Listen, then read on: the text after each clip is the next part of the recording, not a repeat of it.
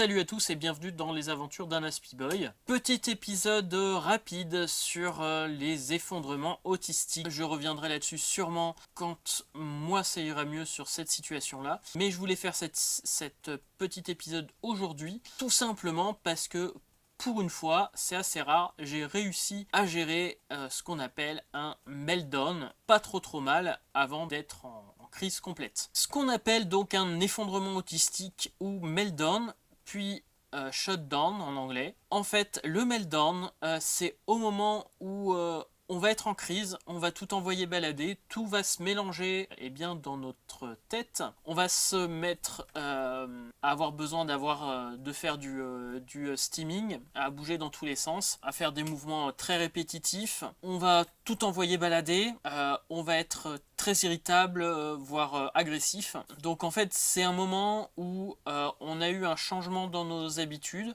On a eu par exemple un bruit ou une sensation qui nous dérange. Souvent c'est une mélange de choses qui arrivent, qui se cumulent, des petites choses qui se cumulent. Donc c'est pour ça qu'on voit aussi, notamment dans les reportages, ou dans la série par exemple Atypical au départ, où il va pas au supermarché de peur de faire une crise, tout simplement parce qu'au supermarché c'est là où on va avoir de la lumière, on va avoir de la lumière forte, du bruit, beaucoup de monde, un changement dans nos habitudes et un gros imprévu qui fait qu'on va perdre nos moyens et on va partir en meltdown. Le meltdown, c'est peut-être le moins pire de cette situation-là. Le mieux, c'est d'arriver à détecter ces moments où on est proche de faire un meltdown. Ce qui m'est arrivé aujourd'hui. C'est pas la première fois que ça m'arrive juste après une formation.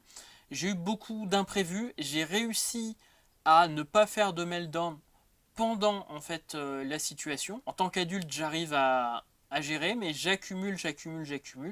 Et il arrive à un moment où si j'ai pas quelque chose qui me permet de me calmer, je pars en meltdown complet, où ça peut m'arriver de casser du matériel, d'envoyer tout balader.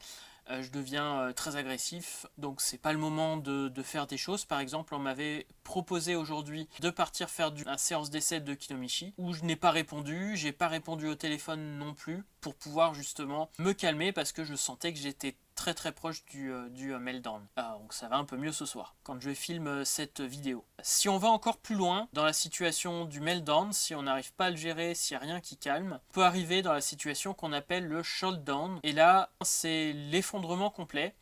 Et c'est à ce moment-là où, logiquement, on va plus rien faire, on va s'enfermer complètement dans sa bulle. C'est à ce moment-là qu'on peut avoir des idées suicidaires, par exemple. En gros, c'est le moment, le meltdown, c'est le moment le plus impressionnant pour les autres. Et le shutdown, je pense que c'est le moment le plus dangereux, là où on peut vraiment faire des bêtises. Au mieux, on est incapable de rien faire du tout. Au pire, comme je vous ai dit, on peut avoir des idées suicidaires. Le plus compliqué, je pense, c'est réussir à détecter ces moments où on peut partir en crise et essayer de les éviter au maximum. Comme je vous ai dit, pour l'instant, moi, c'est un travail que je fais sur moi-même. J'en ai parlé avec des psys, mais je le redis, je ne suis pas psy. Pour l'instant, c'est juste, en fait, un témoignage de ce qui m'est arrivé là tout de suite. À l'avenir, je referai des épisodes plus complets sur meltdown et shutdown au moment où j'espère que j'arriverai, en tout cas mieux que maintenant, à gérer ces moments-là et à éviter de passer en meltdown en plein milieu d'un cours ou d'une prestation. Enfin, ça peut me faire perdre toute crédibilité à ce moment-là, et c'est pour ça certains ont peur des autistes, puisqu'ils c'est des choses qui peuvent arriver sans que au départ quelqu'un qui sait pas qui est autiste, ou quelqu'un qui est autiste et qui ne connaît pas ce truc là, ça lui arrive sûrement, mais sans connaître les termes associés. Donc c'est pour ça que j'en parle dès maintenant. J'espère que cet épisode vous aura plu. N'hésitez pas à dire si si vous aussi vous êtes retrouvé dans une situation de meltdown ou de shutdown, d'effondrement autistique.